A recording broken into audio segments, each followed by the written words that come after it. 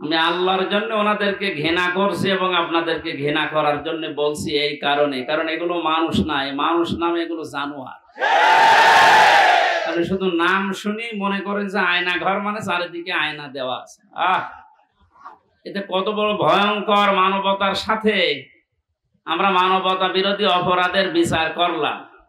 এই ঘরের সাথে যারা জড়িত এ টু জেড প্রত্যেকটা মানবতা বিরোধী অপরাধে শামিল। এদের বিচার এখনই করা দরকার। আজকে একজন ওর সাথে জড়িত যে সর্বোচ্চ পর্যায়ে তাদের ভেতরে একজন ধরা পড়েছে অলরেডি। আমরা বিচার চাই, ওর কোনো বিচার নেই। 8-10 বছর 12 বছর 14 বছর একটা মাটির নিচের ঘরে, এদিকে 1.5 হাত এদিকে 1.5 হাত। আপনি কি মনে করেন জিন্দা কবর ওইটা? এই কঠিন অবস্থায় যারা মানুষকে ফেলে রেখেছিল, আপনি যদি মেরে ফেলতেন খবর দিয়ে দিতেন যে অমুক মারা গেছে, তারপরও তার স্ত্রীটা বিয়ে করতে পারত, তার ছেলে মেয়ে জানতো যে না মারা গেছে। আপনি ব্যারিস্টার আমান আজমি কি বলে ব্রিগেডিয়ার জেনারেল ব্যারিস্টার আরমান, ওনার স্ত্রীর কাছে আপনি কি জবাব দেবেন বলেন তো? 8-10 বছর তার স্বামী থাকার পরও না থাকার স্বামী, সে জানেই না যে বেঁচে আছে কিনা। আজকে একটা ছবি ফেসবুকে সব পাশাপাশি ওনারা বসে আছে, দেখলাম, আমার কান্না চলে এসেছে যে মানুষ, এরপরও কিছু মানুষ জালেমদের পক্ষে এখনো পর্যন্ত সাফাই গাচ্ছে।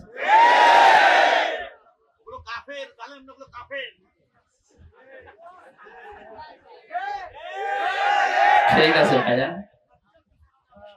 এ দেখেন আমার হাতে কোরআন শরীফ, সত্য কথা বলছি, আল্লাহর কসম। আমি যে কষ্ট পেয়েছি 3 বছর, আমার কষ্টের কথা আমি আল্লাহর জন্য মাফ করে দিয়েছি, কিন্তু ওনারা যা করেছে ওটা মাফ পাওয়ার মতো না। ওনারা তো আমার শুধু শত্রু না, ওনারা মানবতার শত্রু, আল্লাহর শত্রু। রিমান্ডে আমার সাথে যে ব্যবহার করেছিল, আল্লাহর ভুল ধরতো মাঝে মাঝে। এই যে অফিসার গুলো ছিল কাউন্টার টেররিজমের, এই মেন দায়িত্বে যে লোকটা ছিল আসাদুজ্জামান, মনিরুল তো আগে ছিল, আমার সময় আসাদুজ্জামান, এরপরে এসপি আতিকুর রহমান, শেখ ইমরান, এই বাগেরহাটে বাড়ি। এই মানুষগুলোর আচরণ আমি মানুষের পাইনি। রিমান্ডে আপনি আমার মামলার কথা জিজ্ঞাসা করেন, যে বিষয়ে আমাকে মামলা দেওয়া হয়েছে ওইগুলো বলেন যে আমি কিছু পারি কিনা, দেখেন না আল্লাহর ভুল ধরে যে আল্লাহর এই কাজটা করা ঠিক হয়। তো ওরে আমি ভালোবাসবো না ঘৃণা করবো? কার জন্য? কারণ কি, এর আয়াতে হাদিসের পরে যে শব্দগুলো আছে, দেখে যে ব্যক্তি কাউকে কিছু দান করে সেজন্য আল্লাহর জন্য দান করে। এখানে 7 বার আমি আসার চেষ্টা করেছি, লক্ষ লক্ষ টাকা খরচ হয়ে গেছে, কিন্তু আমার উঠতে দেবে। এই জন্য এখানে যদি আপনি কিছু এই খরচটা তোলার জন্য দিয়ে যান, যে ড্রাম গুলো দেওয়া আছে, জোর করে না, আল্লাহর জন্য দিয়ে যাবেন। কাউকে যদি কিছু না দেন যে আমি দেব না, তাও যেন আল্লাহর জন্য হয়। এই 4টা কথা যদিও সহজ, এতে কত কঠিন মানা, এখন সে বাস্তবতা চলে এসেছে। এই কঠিন অবস্থায় এই 4টা বিষয় আমরা যারা মেনে চলতে পারি, নবীজি বলেন ফাকাদ ইস্তাকমালাল ঈমান, সে তার ঈমানকে পরিপূর্ণ করে নিয়েছে। এই হাদিসটা আমাদের জীবনে আমল করার তৌফিক আল্লাহ যেন দান করেন, আমিন। মঞ্চে বসা আমার মাজলিসের এই বাগেরহাট জেলার শ্রদ্ধাভাজন সভাপতি, শ্রদ্ধাভাজন জেলা আমির সাহেব, এরপরে যে ভাই সে লন্ডন থেকে এসেছে, এই যে আমার আগে কথা বলছিলেন যে ভাই যতগুলো মানুষ এখানে এসেছে, আমার শ্রদ্ধাভাজন মামা শ্বশুর এসেছে আজকে আমার সাথে আমি বাগেরহাট দেখার জন্য। মাওলানা আলমগীর হোসাইন সহ নাম না জানা প্রত্যেকটি আলেমদের হায়াতে তয়্যিবা সিহাতে কুল্লিয়া কামনা করছি। ওয়ারফা'না লাকা যিকরাক, আল্লাহ এদের মর্যাদা সম্মান আরো বাড়িয়ে দেন। সামনে বসা মুসলমান ভাইরা, পর্দার আড়ালে সম্মানিত মা এবং বোনেরা, প্রশাসনের ভাইরা, প্রাণপ্রিয় বাগেরহাটবাসী, আল্লাহর দরবারে শুকরিয়া জানাচ্ছি, যিনি আমাদেরকে বিজয়ের স্বাদ কি এটাই জীবনে দেখার তৌফিক দিলেন। পরাধীন থাকলে যে কি হয় আমি নিজে টের পেয়েছি, আপনারাও দেখেছি। সবচাইতে বেশি পেয়েছিলাম ওই 10 দিন মাটির নিচে, ওরা সব চারিদিকে 8-10 জন বসা, আমি একা, এমনি আমার শরীর চলে না। এরপরে আবার এরকম ভয়ঙ্কর ঘর, এরকম ভয়ঙ্কর অবস্থা, এক এক দিক থেকে এক রকম উল্টা পাল্টা প্রশ্ন করে। বলেন তো কত একটা অসহায় অবস্থায় ছিলাম। আমার মনে হচ্ছিল পৃথিবী বলতে আর কিছু নেই। 11টা ঘন্টা আমার এই হাতের ভেতরে যে হ্যান্ডকাপ দিয়ে, ওটা ছাতা লাগালে এমনি কেটে যায়, চোখ কালা কাপড় দিয়ে বেঁধে মাটির নিচে ওই ঘরে চারিদিকে শুধু পানির আওয়াজ শোনা যায়। এই উপরে এভাবে 11 ঘন্টা আমার জোহর আসর মাগরিব এশার নামাজ পড়তে দেয়নি। আমি এশারায় পড়িছি। অজু আছে কি না আছে, অজু করবো কোথায়? বলেন এই কঠিন অবস্থা বাংলাদেশের মতো জায়গায়। আর আমার চাইতে ভয়ঙ্কর ছিল তো ব্যারিস্টার আরমান, ব্রিগেডিয়ার ভাই আমান আজমি ভাই, এদের অবস্থা আরো কঠিন। আমি মাঝে মাঝে 7 মাস 8 মাস 9 মাসের কথা শুনতাম উপর থেকে, যাদের 7 তলায় 9 তলায় ঘুম রেখেছিল। এই গম শব্দটা যদিও ছোট, এটা কত ভয়ঙ্কর জিনিস। আমি তো 7-8 মাস আমি জেলে আছি জানতাম, বাইরের মানুষও জানতো, আমার পরিবার। আর ওদের এই 8-9 বছর জানেই না যে বেঁচে আছে কি। আমারও গমের মতো রেখেছিল, কারণ আমার কোনো যোগাযোগ ছিল না, বিচ্ছিন্ন। মার্ডার করে গেছে সে 2 দিন পরে 7 দিন পরে মোবাইলে কথা বলতে পারে বাড়িতে যে আমি আছি। আর আমার 8 মাস হয়ে গেছে, আমি জানি না যে বাইরে কেউ আছে কিনা। কারারক্ষীর কাছে একটু চিরকুট লিখে দিলে ওই যাবে আসবে, তারপরের দিন তার ডিউটি পড়বে, বাড়িতে যাবে, বাড়ি থেকে সংবাদ আসবে, সে আসতে আসতে মনে হবে সংবাদ বাসি হয়ে যায়। এই জন্য পরাধীন ছিলাম আমরা, এখন আলহামদুলিল্লাহ স্বাধীন হয়েছি। স্বাধীন হলে বিজয় পেলে মানুষ কি করবে, আজকের তেলাওয়াতকৃত আয়াতগুলোতে আল্লাহ জানিয়েছে। আমরা কোরআন থেকে নিতে চাই নাকি? মান ক্বালা বিহি সাদাকা, যারা কোরআন দিয়ে কথা বলে, নবীজি বলেন এরা সত্য কথা বলে। এই জন্য আমরা সত্য কথা শুনতে চাই এবং বলতে চাই কোরআন দিয়ে। আমান আস্তাকু মিনাল্লাহি কিলা, আল্লাহর চাইতে সত্য কথা কেউ বলে? আর আমান হাকামা বিহি আদালা, যারা কোরআন দিয়ে বিচার করে এরা ন্যায় বিচার করতে পারে। সত্যি যদি কোরআনের বিচার ব্যবস্থা কায়েম হয়ে যায়, জালেম সারাস এরা যদি এদের বিচার দুনিয়ায় পেয়ে যায়, এদের উপকার আমাদের উপকার। কারণ জালেমের বিরুদ্ধে মামলা হামজার না, জালেমের বিরুদ্ধে মামলা কার? এটাকে আমি বানালাম। সূরা শূরা 25 নম্বর পারা 6 নম্বর পৃষ্ঠা 12 নম্বর লাইনে 42 নম্বর আয়াত। আল্লাহ পাক বলেন ইন্নামাস সাবিলু আলাল্লাযীনা ইয়াজলিমুনান নাস ওয়া ইয়াবগুনা ফিল আরদি বিগাইরিল হক উলাইকা লাহুম আযাবুন আলীম। এটা তাফসীরে ফি জিলালিল কোরআন। আমি জেলখানায় থাকতে যে তাফসীরগুলো দেখতাম তার ভেতরে এটা একটা, ফি জিলালিল কোরআন। জালেমরা বাস্তবতায় যা দেখলাম, এই জালেমগুলো জানে না যে জেলখানায় বসে বসে সাইয়্যেদ কুতুব এই জিলালিল কোরআন তাফসীর লিখেছে। এইটা জেলখানায় চলতে দেয়, অথচ সাইয়্যেদ আবুল আলা মওদুদী রাহমাতুল্লাহ আলাইহির ফি জিলাকি তাফহিমুল কোরআন ঢুকতে দেয় না। ও জালেমরা জানে যে ওইটা চাইতে ওইটা কত বড় কঠিন, আর ওর লিখাই হয়েছে জেলখানায় বসে, ওটা পড়তে দিত। ওখান থেকে রেফারেন্স হিসাবে যেগুলো বলবো বেশিরভাগ ওখান থেকে, বাকিগুলো তাফসীর ইবনে কাসির। আল্লাহ পাক বলেন কিয়ামতের ময়দানে আমি আল্লাহ নিজে মামলা দায়ের করব, আমি নিজে কেস করব, নিজে অভিযোগ দায়ের করব তাদের বিরুদ্ধে যারা মানুষ হয়ে মানুষের উপরে অত্যাচার চালিয়েছে। ইয়াজলিমুনা নাস, আল্লাহ ইয়াজলিমুনা এটা মোজারে দিয়েছেন, বর্তমান ভবিষ্যৎ, প্রেজেন্ট ফিউচার। নাস দিয়েছেন আল্লাহ, ইয়াজলিমুনাল মুসলিমুনা দেয়নি। মানুষ হয়ে যারা মানুষের জুলুম উপরে জুলুম করে, তাদের অধিকার নষ্ট করছে, করবে, তারা মামলার আসামি হামজার না আল্লাহ? বাংলাদেশে এই 15 বছরে আপনি যা করেছেন মানবতার সাথে, আপনি শুধু হামজার একা মামলার আসামি না কিয়ামতে আপনি 15 কোটি মানুষের এবং আল্লাহর মামলার আসামি। আল্লাহর মামলার আসামিদেরকে আমরা এই মুক্ত স্বাধীন দেশে আর দেখতে চাই? কোনো দরকার নেই। শয়তান যেমন আল্লাহর গজব প্রাপ্ত, এগুলো আল্লাহর গজব প্রাপ্ত। শয়তান একজনের সাথে দোস্তি করেছিল, সারাদিন বন্ধুত্ব করার পরে সন্ধ্যাবেলা শয়তান ওটা ডাক দিয়ে বলছে, বন্ধু সারাদিন তো তোমার সাথে চললাম ফিরলাম খেলাম, আমি এখন আর থাকতে চাই না, আমি গেলাম। কেন? আমি তোমার সাথে থাকতে ভয় পাই। আমার সাথে থাকতে ভয় পাও? সারাদিন তো ছিলে, কে তুমি? আমার পরিচয় তো ওইভাবে আগে নাওনি, আমি হচ্ছে ইবলিশ, সুরত ধরে এসেছিলাম। ও তখন আশ্চর্য হয়ে বলে যে আপনি দূর হয়ে চলে যাবেন আমার কাছ থেকে, আপনার পরিচয় পেলে তো আমি দূর হতাম। না, আমি যেতে চাই এই কারণে, কারণ আমি আল্লাহর একটা বিধান মানি নাই। এ কারণে আল্লাহ আমারে একটা সেজদা না মানার কারণে পৃথিবীতে পাঠিয়েছে, তাও লানত দিয়ে। আমার নাম মারদুদ, আমার নাম রাজিম, কত রকমের নাম আমার উপরে দিয়ে আল্লাহ আমারে বিদায় দিয়েছে। আর আজকে 17টা সেজদা ফরজ ছিল তোমার প্রতি, একটা সেজদাও দাও না। আল্লাহ রাগ করে তোমার উপরে যে গজব নাজিল করবে, ও গজবে আমি শয়তানও পড়ে যাব। ও আল্লাহর একটা বিধান লঙ্ঘন সেজদা, এটা লঙ্ঘন করে যদি ভয় পায়, এই 15 বছরে আপনি 500 বিধানের একটাও মানেন নাই, আরো মানুষকে মানতে দেন নাই। এর গায়ে যদি জিন লাগে নিয়ে আসবে এর মা বাবা আমার কাছে, সূরা নাস আর ফালাক এমনকি আয়াতুল কুরসি পড়ে ফু দিলে চলে যাবে, এটা আমাদের বিশ্বাস। এবং যাই হোক, আর আমার তো মনে হচ্ছে এই ঘটনাটা বলার পর শয়তান আল্লাহর একটা মাত্র বিধান সেজদা দেওয়া লাগবে এটা মানে নাই, কিন্তু আল্লাহর বিধানের এগেইনস্টে নতুন করে কোনো বিধান শয়তান বানায়নি। কথা বুঝতেছে? আল্লাহর বিধানও মানে না, এতটুকুই শেষ। এর এগেইনস্টে নতুন করে কোনো বিধান বানিয়ে মানবো এরকম কিছু শয়তান করেনি।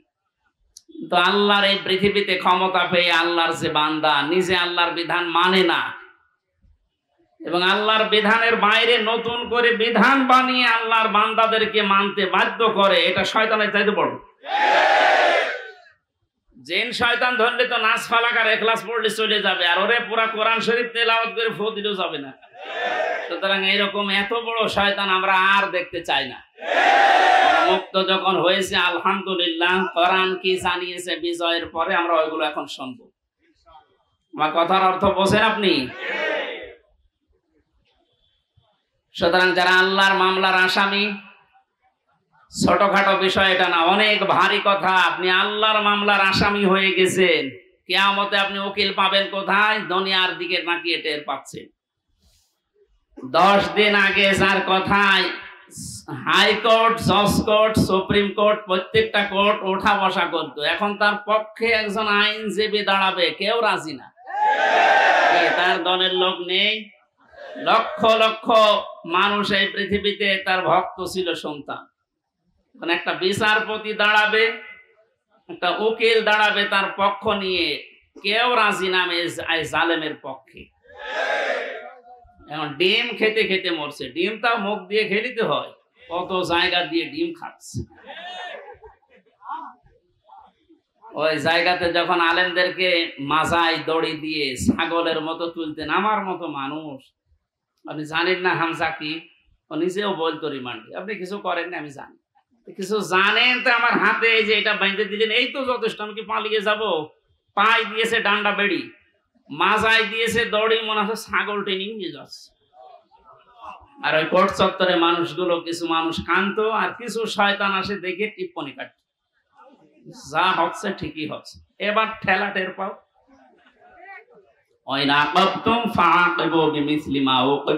যতটুকু আপনার উপরে করা হয়েছে অতটুকু আপনি করেন, ওর চাইতে বেশি না। অতটুকু করলেও আপনি এই 15 বছর দুনিয়ায় বেঁচেও থাকতে পারবেন না।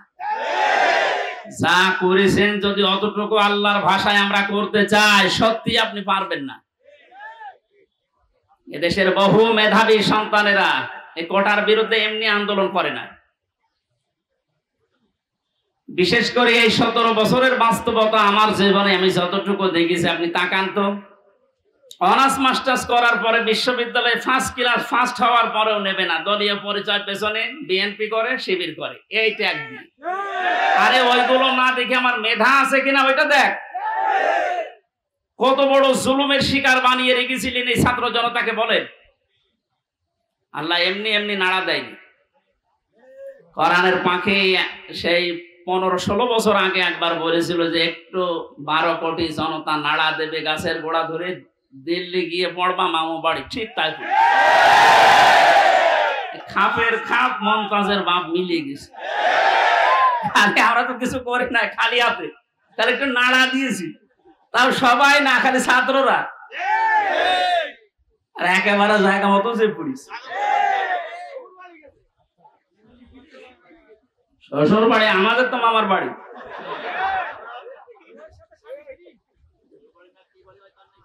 যাই হোক, আমি সে কথা বলতে চাচ্ছি, আমরা কোরআনে কারিম থেকে কথা শুনতে চাই, এবং জালেম যারা তারাও যেন মরণের পরে অন্তত তাদের আর বিচার না হয়, এই জন্য দুনিয়াতে আমরা তাদের বিচার দেখতে চাই।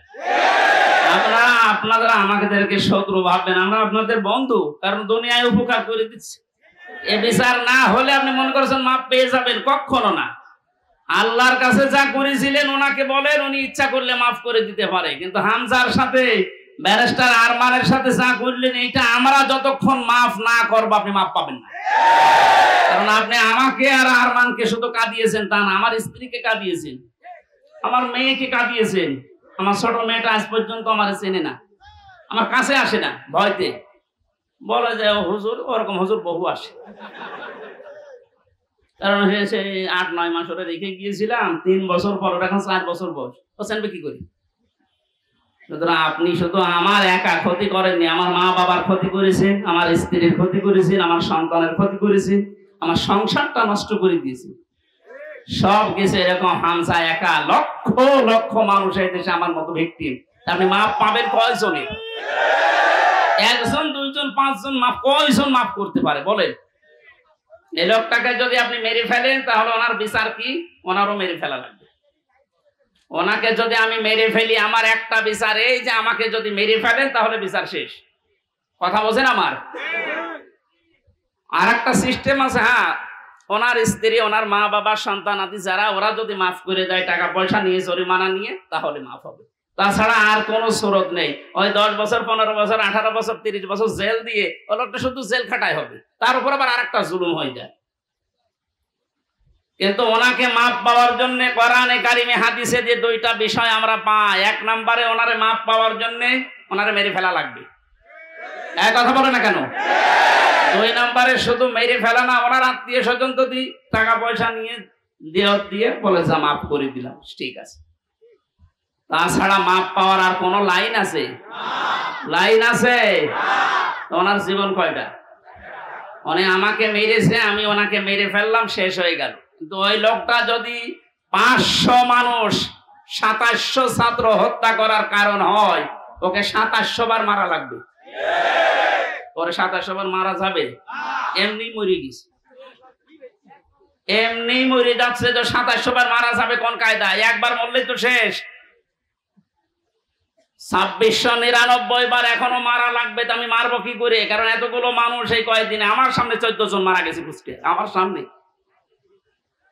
আমি মরণের পর 5 তারিখে যেদিন স্বাধীন হয়ে যায়, 6 তারিখে সকাল বেলায় প্রত্যেকের বাড়িতে আমার যা সমর্থ ছিল, এমনিতে আমিও মুসলিম, যতটুকু পেরেছি 2 মাস চলার মতো তাদেরকে দিয়ে এসেছি।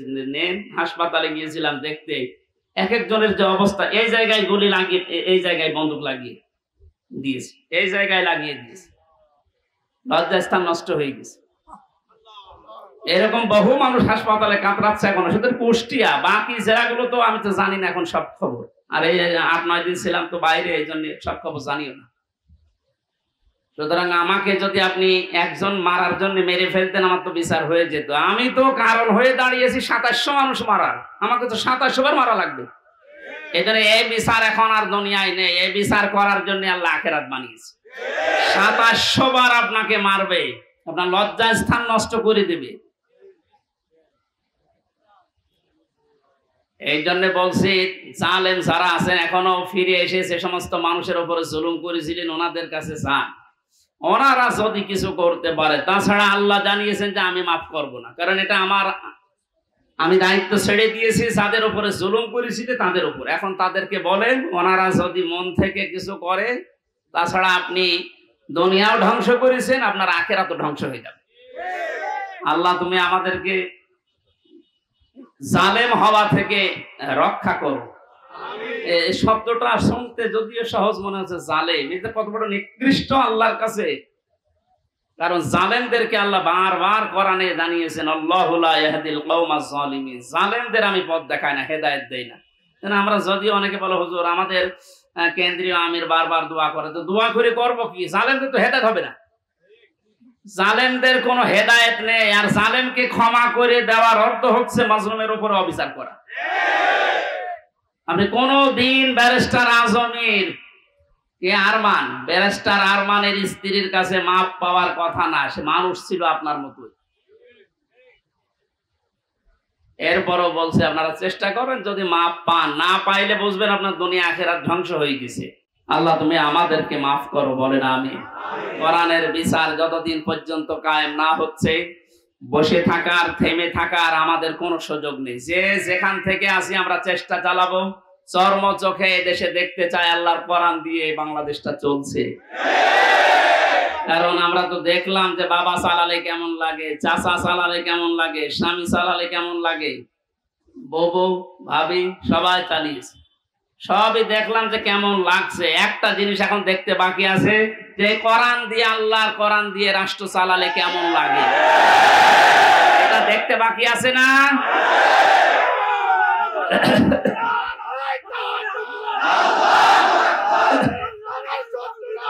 আলহামদুলিল্লাহ।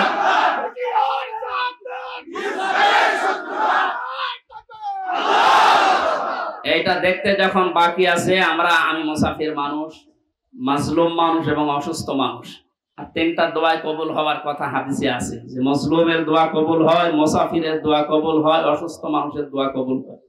সবাইকে নিয়ে মাগরিবের আগে আমি দোয়া করবো ইনশাআল্লাহ। সূরা নসরের তাফসীরটা করার পর আল্লাহ যেন চর্ম চোখে অন্তত এইটা দেখে যাওয়ার তৌফিক দেয় যে আমাদের এই দেশটা কোরআন দিয়ে চলছে। কি যে শান্তি পাবেন প্রত্যেক ধর্মের মানুষেরা, আমি বলে বোঝাতে পারবো না, আপনি পাবেন ইনশাআল্লাহ। আমাদের আমান হাকামা বিহি আদালা, যেহেতু নবীজি জানিয়েছেন কোরআন দিয়ে বিচার ফায়সালা করলে ন্যায় বিচার পাওয়া যায়। ন্যায় বিচার কি শুধু নাম শুনে ন্যায় বিচার পেয়েছি 17 বছর আমরা। আমার এক ঠনকো মূল্য চুরি মামলা দিয়েছিল, আমার মামলা খুব কঠিন না, মূল্য চুরি করলে যা হয় ওই রকম একটা। সেই মামলা আমার 30-32 বার হাইকোর্টে ওঠে, সিএম কোর্ট, জজ কোর্ট, হাইকোর্ট, তিনবার হিসাব করে দেখেন 30 থেকে 33 বার উঠেছে, না হবে না। আর এদিকে প্রতিদিন আপনি টিভির সামনে বসে বলি ছড়ান যে আমরা ন্যায় বিচার কায়েম করছি। এই ন্যায় বিচারের একটা নমুনা, যা করেছেন বিচার ব্যবস্থায় যাদেরকে বসিয়েছেন প্রত্যেকটা অবিচার করেছে। আর আমার 164 যে ম্যাজিস্ট্রেট নিয়েছিল, ওই শয়তানকে আমি জেলখানায় যাওয়ার 3 মাস পরে দেখি ও ভেতরে ঘুরে বেড়াচ্ছে। এখানে কেন? ও আমার বেকার এই সমস্ত বিষয়গুলো লিখে, মানে একেবারে জালিয়াতি করে সই করিনি। বলছো হুজুর আপনি মাত্র কিছুক্ষণ পরে বেরিয়ে চলে যাবেন, কারণ আমি 164 বুঝতাম না। ওইসব লাইনের লোক আমরা, এই সিটারি বাঁটমারি, এই 2 নাম্বারি করে বসে খালি সই করে দেন, নিচে আপনার ছোট ছোট মেয়েরা কাঁদতেছে, আমি জানি আপনি চলে যাবে।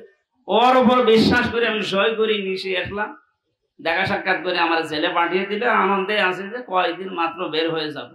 ও আল্লাহ সহ্য 164 আমি যা বলতে চাইনি, ওই শয়তান সব লিখে খালি আমার সইটা বসিয়ে দিয়েছে।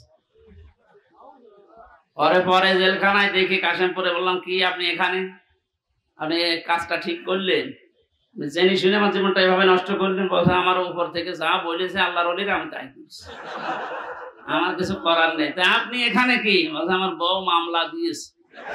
তোর বউ? আমিও মামলা দেবো তোর নামে। এই জন্য আল্লাহ ছাড় দিয়েছিল, কিন্তু ছেড়ে দেয়নি।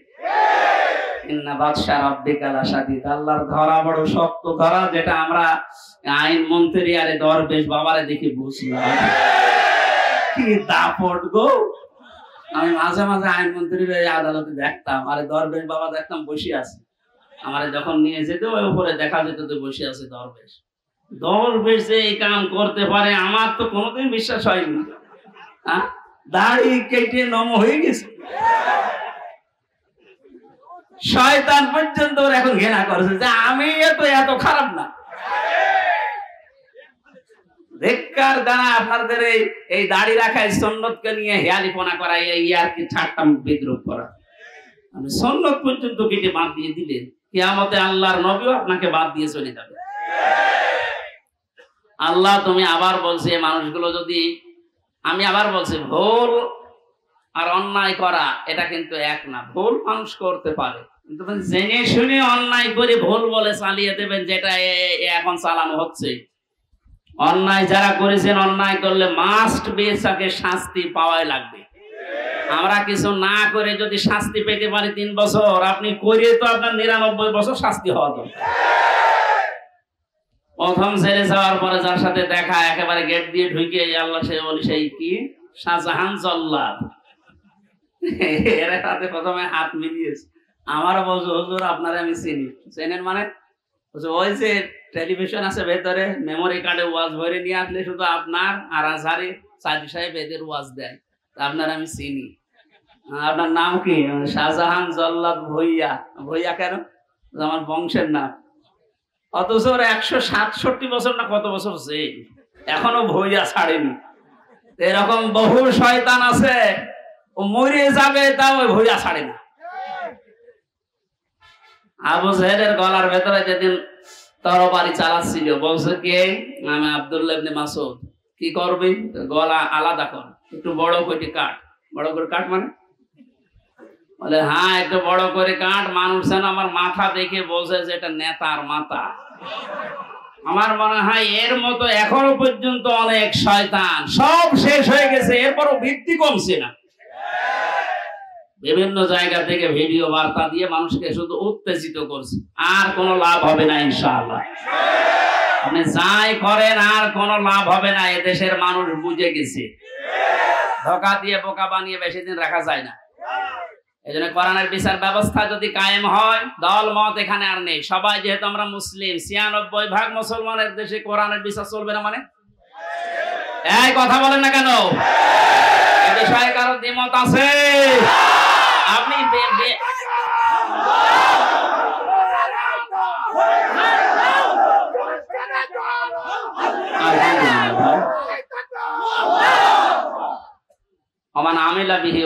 যারা কোরআন দিয়ে আমল করবে, কিয়ামতে আল্লাহ নিজে তাদেরকে পুরস্কার দান করবে।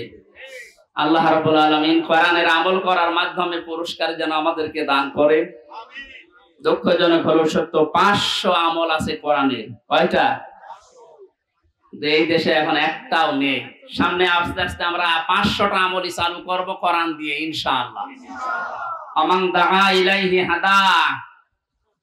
নবীজি বলেন, তুমি যদি হেদায়েতের উপরে থাকতে চাও, বড় সোব্বা গায়ে দিলে, পাগড়ি মাথায় দিলে, আরে রুহুল আমিন ভাইয়ের মতো এরকম মোটা হলে হেদায়েতের উপরে থাকা যাবে না। হেদায়েতের উপরে থাকতে হলে কোরআন দিয়ে ডাকা লাগবে।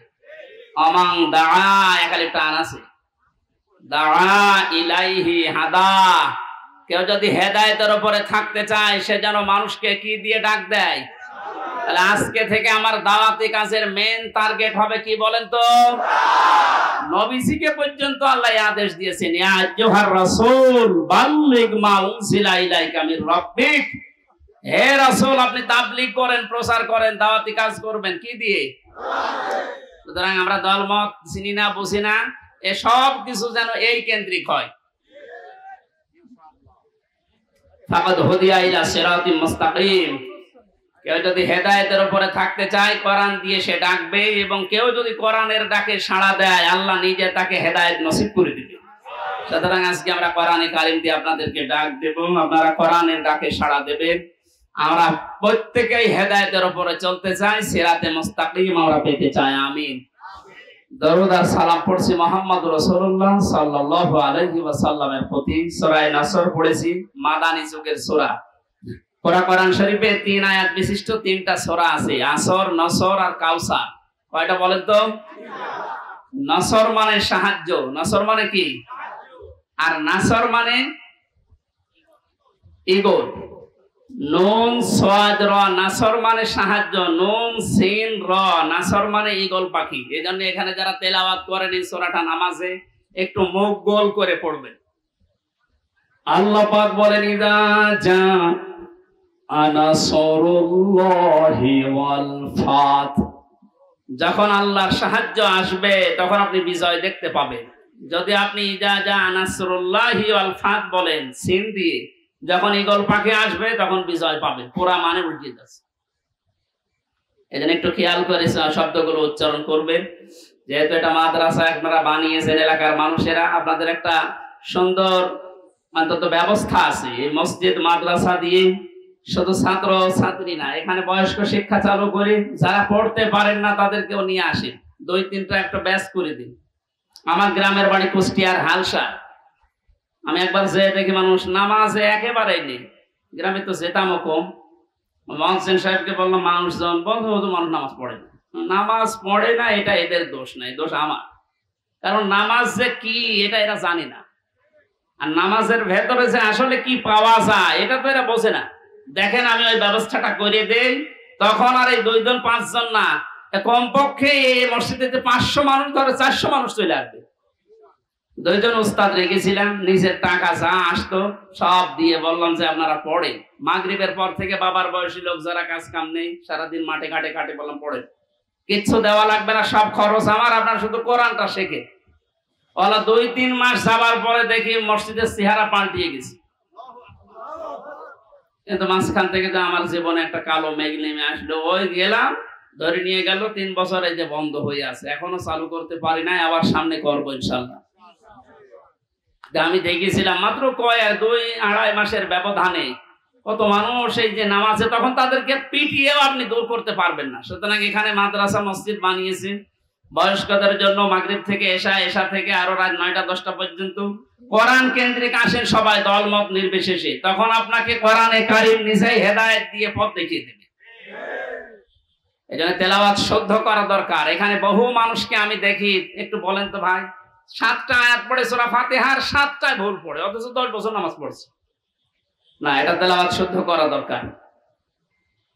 আল্লাহ পাক জানিয়েছেন, ইদা জাআ নাসরুল্লাহি ওয়াল ফাত, যখন আসবে আল্লাহর সাহায্য তখন আপনি বিজয় দেখতে পাবেন।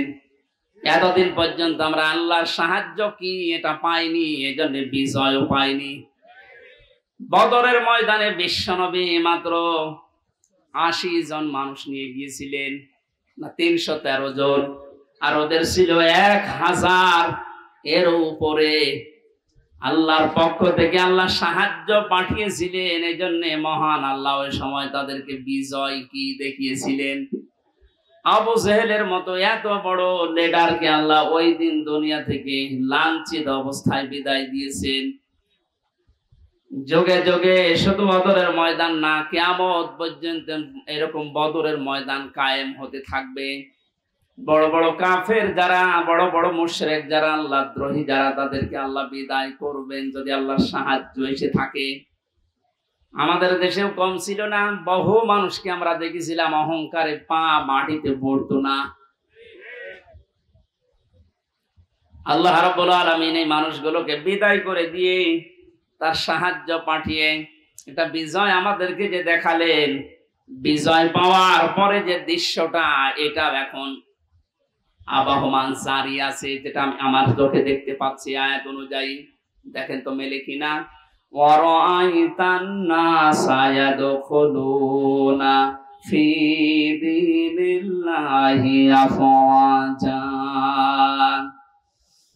আপনি যখন বিজয় পাবেন, সাহায্য পাওয়ার পরে, তখন দেখবেন দলে দলে, পালে পালে মানুষ ইসলামে প্রবেশ করছে। বাংলাদেশের এই 64 জেলার দিকে তাকালে, শুধু ইন্টারনেটের দিকে একটু চোখ বোলান, দেখেনি আয়াতটা এখন কার্যকর হওয়া অলরেডি শুরু হয়ে গেছে।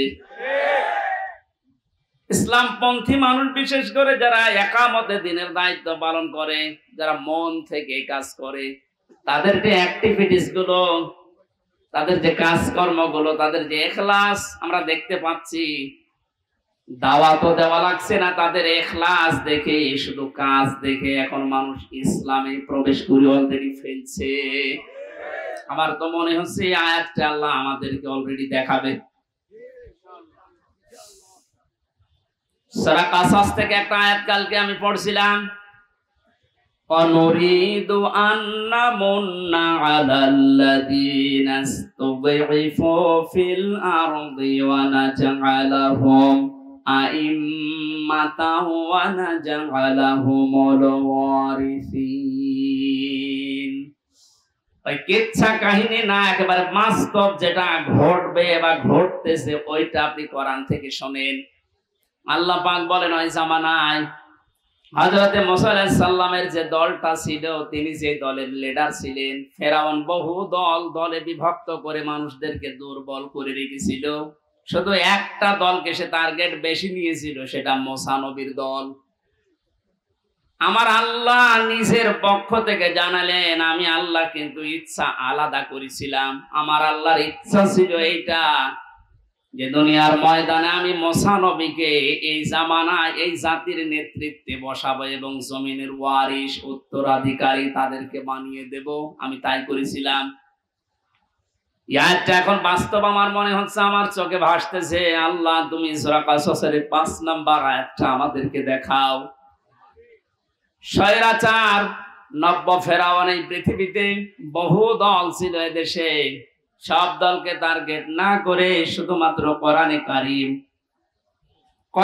কারীম এই পৃথিবীতে যেন বিদায় নেয়, কোরআনের লোকগুলো যেন এই দুনিয়াতে আসতে না পারে, এই কাজ করার জন্য যারা চেষ্টা চালিয়েছিল, আল্লাহ তাদেরকেই যেন জাতির ইমাম আজ দিনের পর দিন বানিয়ে দিচ্ছে। তাদেরকে ওয়ারিশ বানাচ্ছে, জমিনের উত্তরাধিকারী বানিয়ে দিচ্ছে। আমরা আবার দোয়া করছি, আল্লাহ তুমি আয়াতটা আমাদেরকে সর্বচোখে দেখাও। অনুরিদু আন্না মুন্না আলাল্লাযীনা ইসতুযইফু ফিল আরদ ইলা আখিরি আয়াত। আমাদের আজকের মাহফিলের প্রধান অতিথি মনে হয় আসতেছে।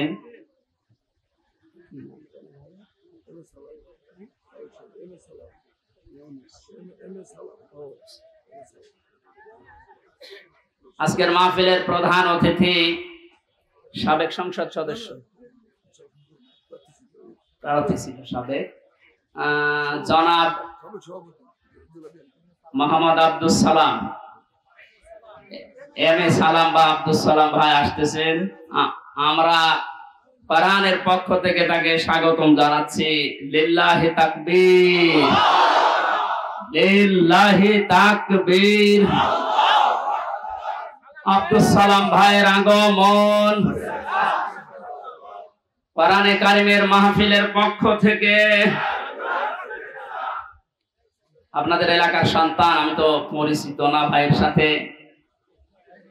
তাফসীরুল কোরআন মাহফিলে উনি শত ব্যস্ততার ভেতরেও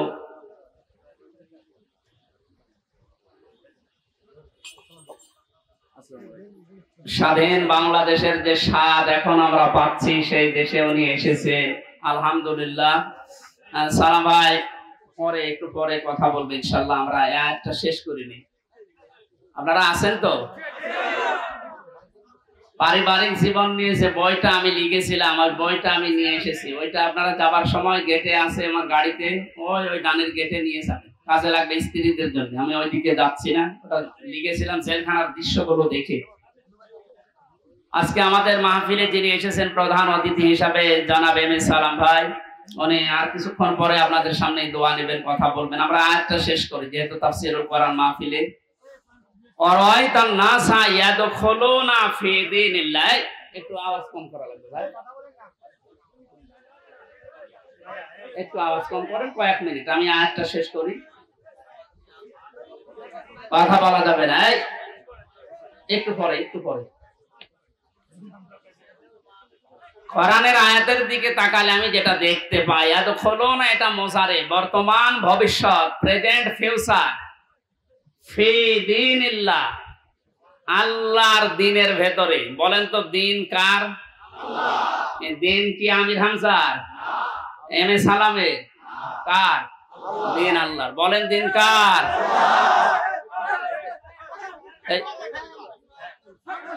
এই একটু শুনুন, পরে আপনারা এক কথা বারবার বললে সমস্যা, কথা বন্ধ করে। দ্বীনের মালিক এই পৃথিবীতে কেউ না, এমনকি বিশ্বনবী মুহাম্মদ রাসূলুল্লাহ দ্বীনের মালিক ছিলেন না, তিনি দ্বীনের খাদেম ছিলেন। কি ছিলেন বলেন তো? আমরাও দ্বীনের কি? খাদেম। সুতরাং আমরা খেদমত করে যাব দ্বীন ইসলামের, দ্বীনের না। বারবার ডিস্টার্ব হলে তো আল্লাহর এই দ্বীনকে আমরা জমিনে জিন্দা রাখার জন্য চেষ্টা চালিয়ে যাব। কারণ খাদেমের যে কাজ, কামলার যে কাজ, আমরা সেই দায়িত্ব নিয়েছি। আমরা যেন চর্ম চোখে অন্তত এটা দেখতে পাই যে আল্লাহর দিন এই জমিনে কায়েম হয়ে গেছে। যেহেতু সেই পর্যায়ে আস্তে আস্তে আসতেছে, এখন আনন্দ বিজয় কিভাবে উল্লাস করবেন, উদযাপন করবেন, আল্লাহ কোরআনে কারিমে সূরা নাসরে জানিয়েছেন, ফাসাব্বিহ বিহামদি রাব্বিকা ওয়াস্তাগফির। আল্লাহর সাহায্য এবং বিজয় যখন আসবে তখন আপনি ইস্তেগফার করেন আর হামদ প্রকাশ করেন, তাসবিহ করেন। এখানে তাসবিহ কি? এক একটা সৃষ্টি জগতের তাসবিহ হামদ এক এক রকম। গাছের হামদ হচ্ছে সকালে আর বিকালে ছায়াটা লম্বা করে দিয়ে সেজদা দেওয়া, এটা তার হামদ, তার প্রশংসা। সৃষ্টি জগৎ যে যেখানে আছে ওইভাবে প্রশংসা আদায় করে। আমাদের প্রশংসা আদায় করার মাধ্যম কি? আমাদের যদি হামদ প্রকাশ করা লাগে একেবারে টোটি পর্যন্ত খেয়ে আলহামদুলিল্লাহ বললাম হয়ে গেল না, এটা না। আপনি এটা খাবারের পরে যে শক্তি অর্জন করলেন, আপনার মেধা, আপনার যোগ্যতা, যা যা পেলেন, এইটা আল্লাহর দিন এই পৃথিবীতে জারি করার জন্য, প্রচার করার জন্য, কায়েম করার জন্য আপনি ব্যয় করবেন, এটা হচ্ছে হামদ। আল্লাহ এই হামদ করার তৌফিক এখন আমাদেরকে দেন। আস্তাগফির, ইস্তেগফার করা, পূর্বের যে সমস্ত অপরাধগুলো করেছি সামনে আর করব না, সচেতন হয়ে যাব, এই হিসাব নিকাশ করে আমরা ইস্তেগফার করব আল্লাহর কাছে।